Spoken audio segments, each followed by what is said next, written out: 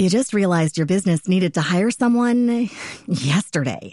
How can you find amazing candidates fast? Easy. Just use Indeed. Stop struggling to get your job post seen on other job sites. With Indeed sponsored jobs, your post jumps to the top of the page for your relevant candidates, so you can reach the people you want faster. According to Indeed data, sponsored jobs posted directly on Indeed have 45% more applications than non-sponsored jobs. Don't wait any longer. Speed up your hiring right now with Indeed. And listeners of this show will get a $75 sponsored job credit to get your jobs more visibility at Indeed.com/PODKATZ13.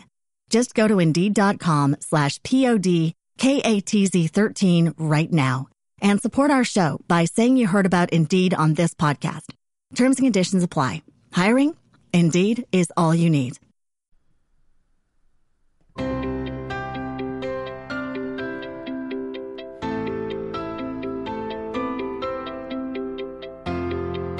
Hola, te doy la bienvenida a un nuevo capítulo de Mirando al Mar. Mirando al Mar, el podcast oficial de Steer Training Center. En esta ocasión vamos a conocer más qué es un club de P&I y todo lo que gira en torno a la protección e indemnización en el mar para las embarcaciones. Teresa Jiménez del Campo es Claims Assistant en The Standard P&I Club y nos abre la puerta a este mundo tan desconocido para muchos. Y todo en el podcast de Mirando al Mar.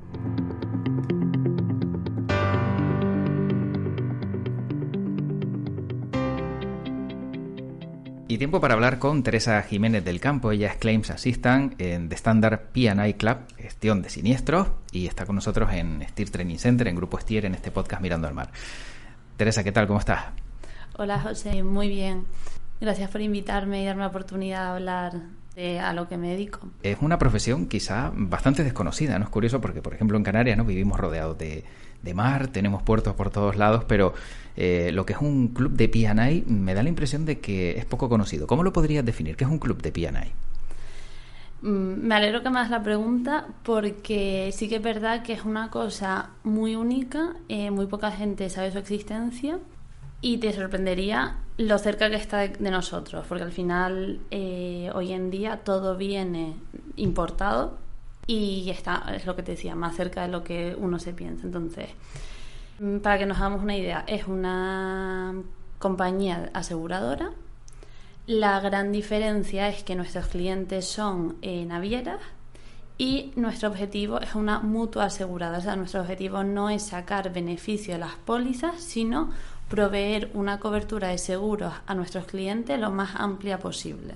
Un barco normalmente tiene dos tipos de seguro. Lo que se llama Hull and Machinery, que es el seguro de casco, o sea, estrictamente se refiere a lo que es la propiedad del barco. Y luego está Protection and Indemnity, que es lo que llamamos P&I, por eso se llama un P&I Club.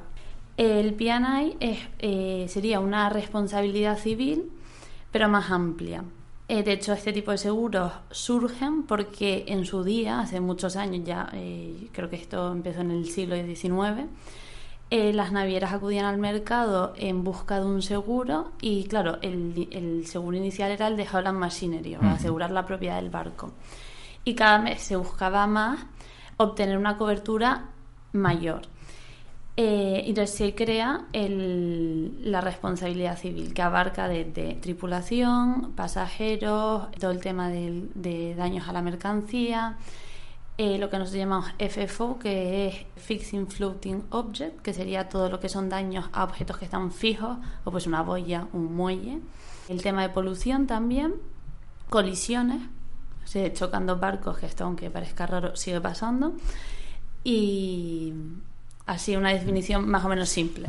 ¿Es cierto, ahora que has dicho que si se chocan dos barcos que sigue pasando, es cierto que por la inercia se han dado casos, o es un rumor o es una leyenda urbana de barcos que se sabía que iban a chocar hasta 2 horas antes, pero dadas las dimensiones no había manera, ¿no?, de que pudieran evitar esa colisión.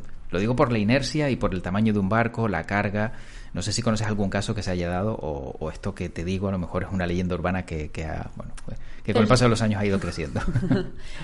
Personalmente no conozco ningún caso así. Sí que es verdad que son barcos que cuesta mucho maniobrar y yo la mayoría de las reclamaciones que veo son errores humanos. Entonces son errores que son muy pequeñitos, pero estamos en un entorno que el mínimo desliz se convierte en algo muy grande. Entonces puede ser no mire a tiempo y de repente me encuentro en una situación que no puedo evitar. Eres de Canarias, si no me equivoco. Sí. ¿Y cómo alguien de Canarias acaba en Londres trabajando en un club de P&I? Pues yo estudié Derecho y me recomendaron la especialidad de Derecho Marítimo. Me dijeron unos amigos de mis padres, es una especialidad que está muy bien, hay muy poca gente en España que se dedica a ello. Yo siempre había tenido muy claro que dentro del derecho lo que más me llamaba la atención era la parte del derecho privado, o sea, todo lo que tiene que ver mercantil, contrato, derecho civil.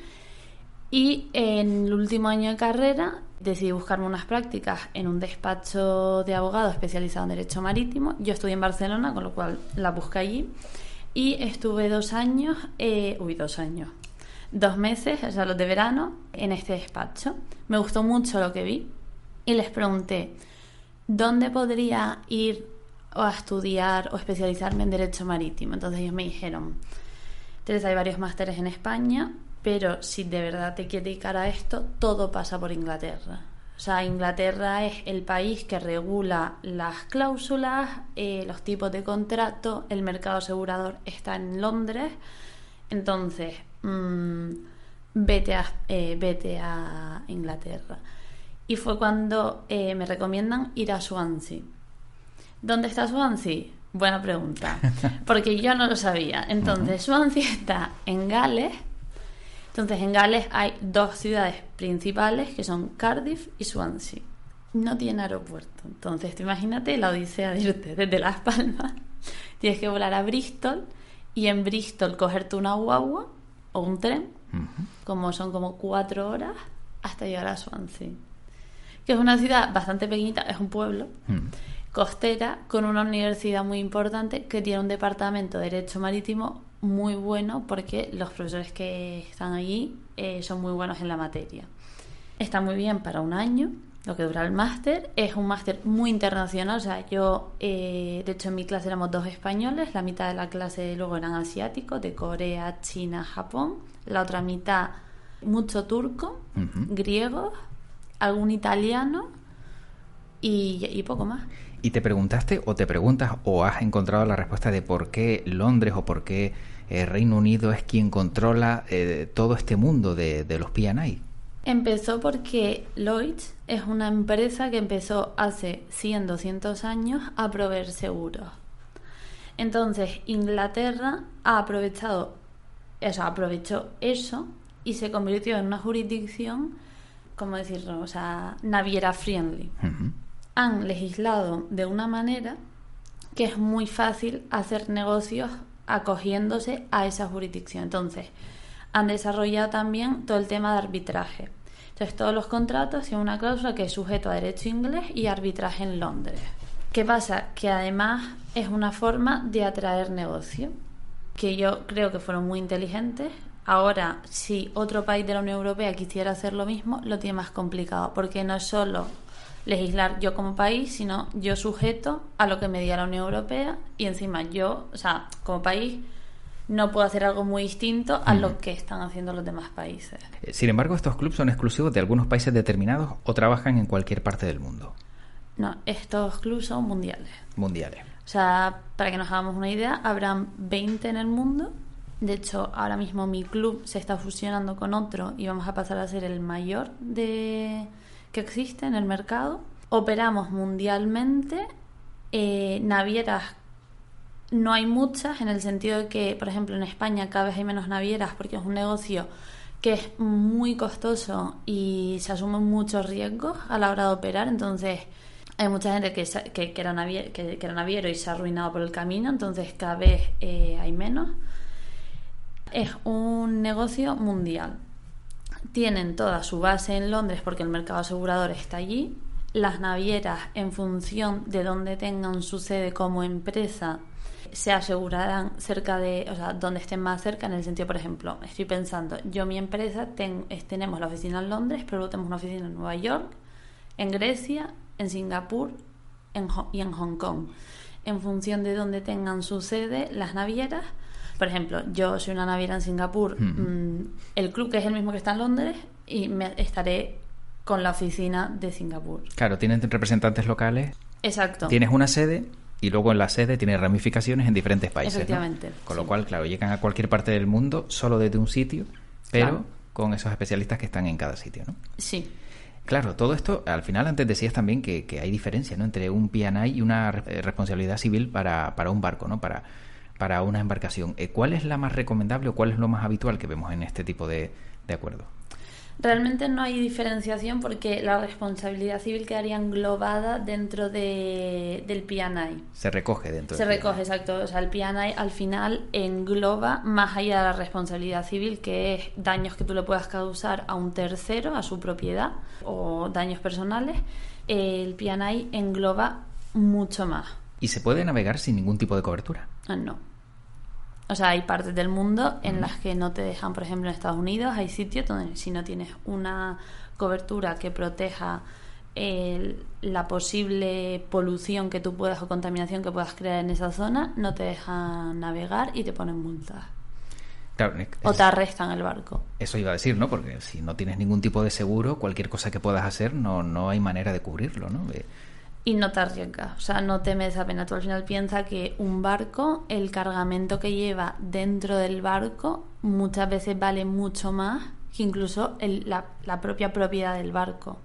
Si a eso le sumas las vidas que llevas dentro, como, o sea, la tripulación que tienes trabajando para ti, si no existieran los seguros, sería inviable operar en el mercado. Nadie se expondría a ello, porque al final, o sea, tú montas un negocio y se te hunde un barco, te quedas sin negocio y además estás para los restos de tu vida pagando lo que pasó. Claro. No creo que haya nadie tan loco como para arriesgarse a... ¿Y son caros estos seguros o estas coberturas que se dan? Entiendo que hay diferentes rangos, pero aproximadamente, no sé si conoces la más cara o la más económica, ¿no?, en un baremo de lo que suelen pagar las navieras. Dependen, o sea, al final el precio de una póliza depende de muchas cosas. También es verdad que es caro, porque si al final, cuando tienes un problema, el seguro está ahí para responder, y sin el seguro probablemente no podrías hacer frente a las responsabilidades en las que incurres operando en el mercado, el que es caro y que no es caro es muy subjetivo. Sinceramente, yo no controlo precios, pero porque al final, como está organizada mi empresa, tú en mi departamento están los que se dedican a claims, que son las reclamaciones, que es mi caso, y los que se dedican a suscripción, que son los que están los que se encargan de ponerle precio a las pólizas, de cuidar la relación con el cliente, de ver qué necesidades tiene, de entender el negocio, porque muchas veces se inician nuevos negocios. Por ejemplo, me lo invento, quiero abrir una nueva línea para llevar pasajeros de Tenerife a Las Palmas. ¿Qué pasa? Tengo que comprar un barco, tengo que ver cómo lo pongo en marcha, qué tipo de tripulación. ¿Voy a tener una tripulación que trabaje 24 horas o va a ser una línea que solo está abierta, me lo invento, de 9 a 2 de la tarde? Entonces, todas esas cosas son la gente que trabaja en suscripción la que se encarga de evaluar y decir, bueno, nosotros te recomendamos esto, hay estos productos en el mercado, porque claro, tú aseguras una cosa, pero luego vas al mercado reasegurador a reasegurar. Lo que sí te puedo decir es que, o sea, me imagino que estás familiarizado con el concepto de franquicia. No, todos tenemos la franquicia del coche, que sí, sabemos que si tenemos un golpe y queda por debajo de franquicia, la aseguradora te dice hasta luego. Pues las franquicias, una sí puedo decirte una media, obviamente luego hay más altas y más bajas. En mis pólizas son de $25,000. $25,000 es la franquicia, claro. Bueno, también hay que tener en cuenta, ¿no?, el tipo de cobertura, como decías, y hay casos donde, si no me equivoco, también esa cobertura se aplica también a los pasajeros, ¿no? O en este caso a los tripulantes o a los trabajadores. Efectivamente. Claro, tú tienes una embarcación, como bien me contabas antes, y pasa algo, tienes que gastar muchísimo dinero, ¿no? Esa empresa, con lo cual también es un mundo donde se mueve muchísimo dinero. Se mueve mucho dinero porque, por ponerte un ejemplo, la naviera tiene obligación de, si su tripulación se cae, se hace daño, se pone mala y hay que repatriarlo. Está, por ejemplo, aquí en el puerto de Las Palmas y tiene que repatriarlo, pongamos, a Canadá. Por ejemplo, es un típico caso. Fulanito está trabajando y se cae y se rompe el pie. Muy bien. Nosotros trabajamos con una red de corresponsales locales que, para que nos entendamos, son nuestros ojos. Pero yo llevo la gestión del siniestro desde Londres. Yo no sé cuánto vale un médico en Las Palmas. No sé si el Puerto de la Luz está en la ciudad de Las Palmas o está en Beneguera, y de Beneguera al hospital más cerca son 50 kilómetros. Llamo al corresponsal local y le digo: mira, me ha pasado esto. Tengo un tripulante que se ha caído. Necesita asistencia médica. Entonces, por favor, puedes ponerte en contacto con el Maining Agent, que es el responsable personal de la naviera. Se pone en contacto y me dice: muy bien, Teresa, le pasa esto, lo vamos a llevar al hospital. Muy bien.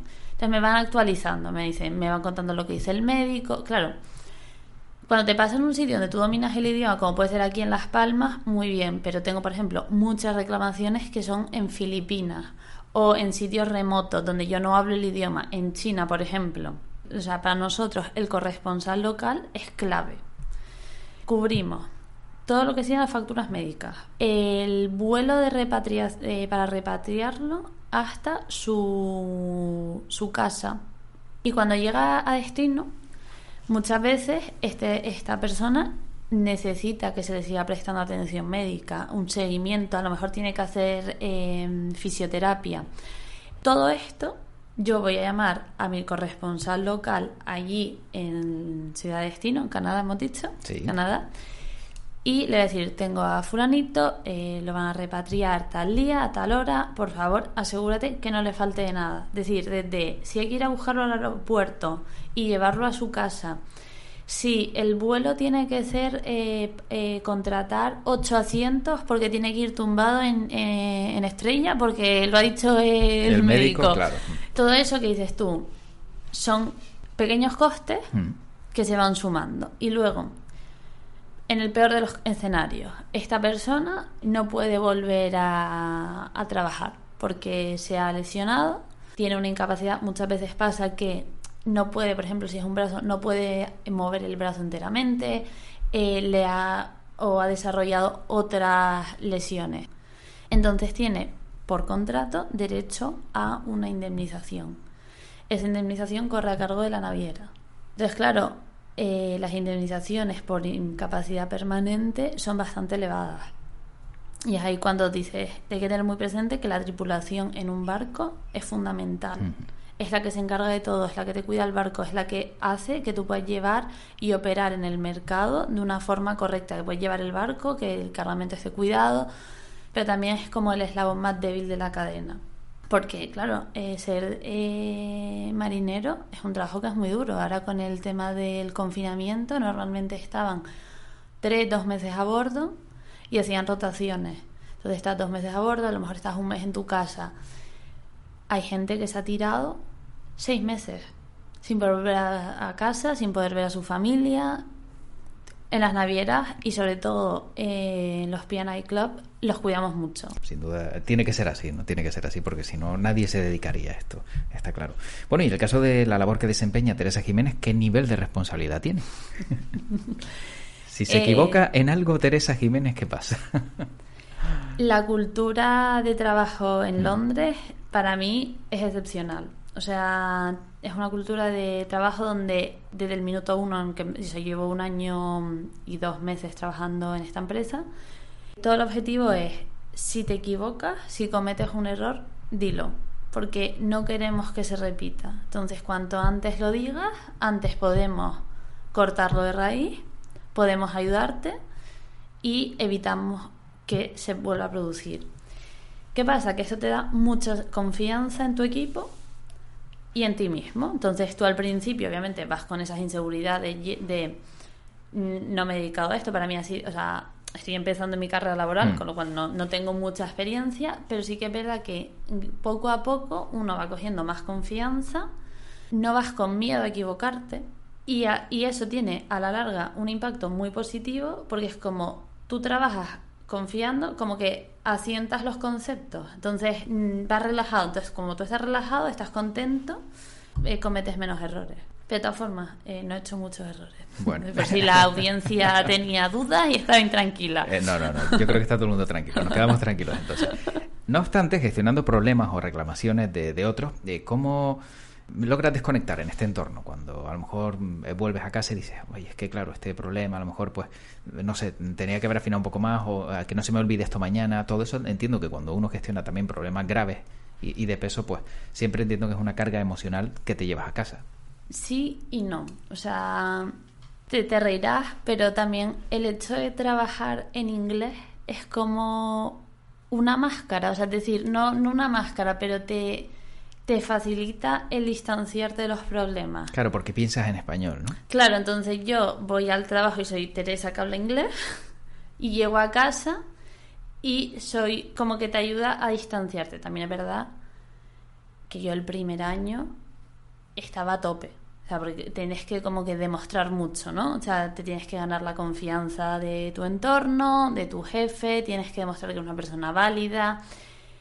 Ahora que llevo más tiempo, eso me he relajado más y es mucho más fácil. Pero, y luego hay problemas y problemas. O sea, ahora con la experiencia sé que hay reclamaciones que se pueden dejar para el día siguiente. Por ejemplo, todo el tema de tripulación, nadie te va a molestar por la noche si es una reclamación que ya llevas gestionando desde hace un tiempo. El marinero está en su casa, sabes que va a las visitas médicas, te van informando y tal. ¿Qué pasa? Es muy diferente a una reclamación a lo mejor de cargamento, que el barco lleva 3 días descargando y tú sabes que por la noche sigue descargando. Estás diciendo, igual me llaman en mitad de la noche y tengo que coger el teléfono porque me está diciendo el perito, Teresa, nos están pidiendo tanto, igual arrestan el barco. Entonces hay reclamaciones y reclamaciones y luego que el mar no cierra. Tú te vas a tu casa, pero el barco sigue moviéndose y, por ejemplo, todas las reclamaciones de tripulación son en Filipinas. A mí me empiezan a entrar los emails a las 3 de la mañana, que empiezan el día allí. Por ejemplo, tengo una reclamación en Estados Unidos y tengo que llamar al abogado. Hasta después de comer no puedo coger el teléfono porque por allí todavía no es de día. Tienes que adecuarte un poco también a los lugares con los que trabajas, ¿no? Efectivamente. Con lo cual, claro, tiene cierta complejidad. Bueno, para alguien que se dedica a esto, ¿qué es lo más importante que tiene que tener? ¿Formación, habilidades sociales, muchos idiomas? Es una muy buena pregunta y para mí es muy importante, por ejemplo, mi formación en Derecho. Yo reviso muchos contratos, llevo reclamaciones en diferentes jurisdicciones y para mí la base de Derecho me ha permitido entender un procedimiento judicial. Puede que no sea en España, pero yo sé cómo funciona la justicia en España y esos conocimientos al final no son muy diferentes de otro país que lleva un sistema judicial civil como sería el español. El tema idioma, obviamente, trabajo en inglés, con lo cual si yo no supiese inglés no estaría donde estoy. Entonces, fundamental. Y además mi consejo sería, cuanto antes empieces, mejor. O sea, es decir, si tú en la universidad puedes dedicarle unas horas, puedes verte una serie en inglés, eso que tienes ganado. Porque hoy en día, y cada vez más, el mundo está más conectado y te puede abrir muchas puertas. Además, con el tema del teletrabajo, aunque estés en Las Palmas, puedes acceder a puestos de trabajo en el exterior. Que la gente joven no se despiste.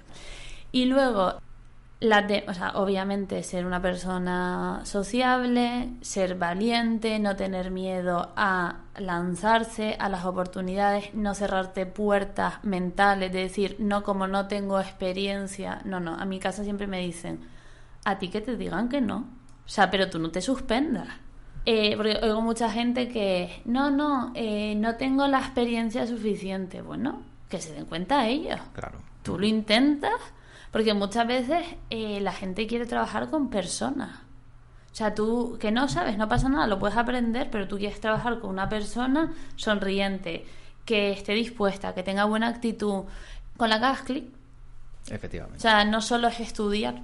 Y en este podcast de Steer Training Center, que cuenta con el respaldo de Grupo Steer, precisamente sobre Grupo Steer y otras empresas que ofrecen servicios marítimos, ¿se podría decir que hay coordinación o es un entorno muy, muy individual? Grupo Steer trabaja para el Standard P&I Club como corresponsal local. Entonces, lo que explicaba antes, es cuando a mí me llega un asunto en Las Palmas, yo cojo el teléfono y, por ejemplo, llamo a Grupo Steer y digo, necesito, o sea, me ha avisado mi cliente que hay un cargamento que parece ser que ha llegado con daños. Vas a poner que son contenedores. Necesito un perito que vaya ahí y me diga cuál es la causa de los daños. Por ejemplo, si es un contenedor reefer, que son estos que transporta mercancía en el interior, que necesita cierta temperatura y tiene que estar controlado durante el viaje. Muchas veces pasa que no se ha enchufado el contenedor.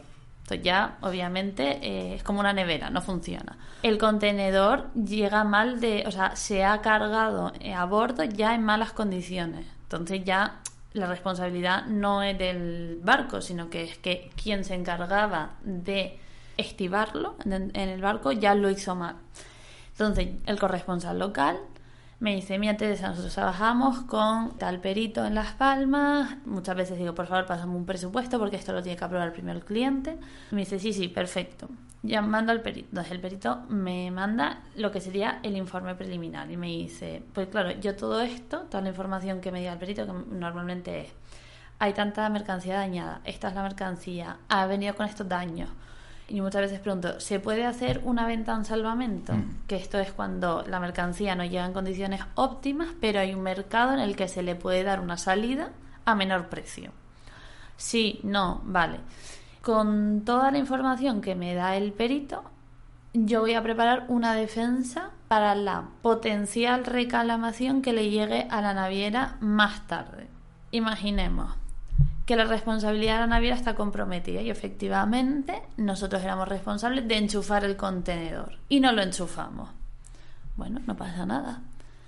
Nos llega la reclamación, nos dice bajo el import, o sea, bajo la carta de porte, número en este de viaje, ha llegado con daños, la causa de los daños es tal, no sé qué. Entonces, aquí empieza la parte que a mí me gusta, que es la de llegar a un acuerdo.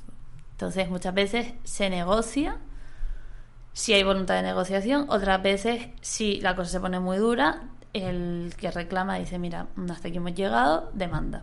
Que al final a nadie le interesa estar en un procedimiento judicial porque son largos, se invierte mucho dinero en abogados y la gran mayoría de las personas están por la labor de llegar a un acuerdo. También puede pasar que la naviera no es responsable. Muchas veces yo veo contenedores que están, me lo invento, la carga, o sea, que están estivados en el interior del contenedor sin ninguna protección.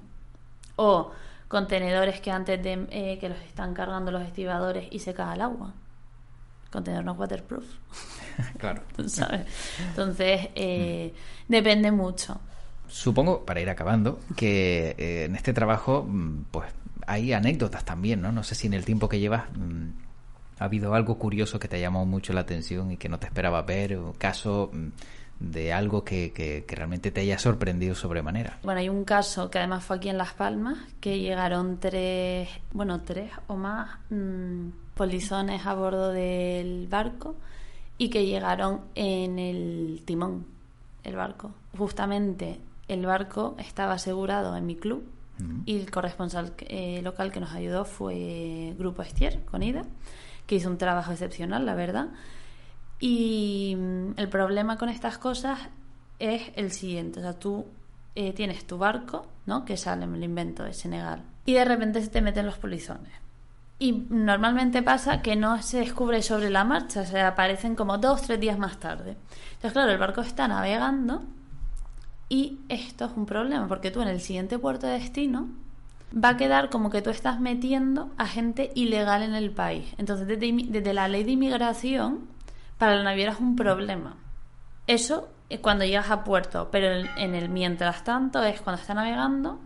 ¿Qué pasa si se te muere uno de ellos? es otro problema. Entonces, parece una bobería, pero al final la naviera, porque se le han metido a bordo, se enfrenta a unos problemas que tienes que gestionar muy grandes. Sobre todo nosotros, en este caso Canarias, es un punto clave porque estamos entre 3 continentes, toda la costa africana es país tercermundista, y si nos hubiesen desembarcado en Las Palmas, la naviera hubiese tenido un problema muy gordo, porque además es lo que te digo, estas personas llevaban a bordo varios días sin comer, sin beber y con todos los problemas de salud que ello conlleva. Sí, recordamos ese caso, la verdad que fue sorprendente, ¿no? Todo lo que giró en torno a él. Bueno, la última pregunta que le formulamos siempre a todos los invitados de este podcast es la misma, y a mí me gustaría saber qué ve Teresa Jiménez cuando mira al mar. ¿Qué veo? Pues mucha paz. Paz, libertad. O sea, lo echo mucho de menos ahora que estoy en Londres. De hecho, bueno, vivo cerca del río, pero no es lo mismo. No es lo mismo, sin duda. Sobre todo siendo isleña, ¿no? Efectivamente. Bueno, pues gracias por haber estado en este podcast de Mirando al Mar y dar a conocer un poquito más, ¿no? Ese perfil de alguien que trabaja, ¿no? En esos clubes de protección e indemnización, que ahora sabemos ya un poquito más cómo es el perfil y bueno, lo que gira en torno a ellas. Así que gracias por haber estado en Mirando al Mar y hasta una próxima ocasión. Muchas gracias a ustedes por la invitación. Hasta luego. Hasta Chao. luego.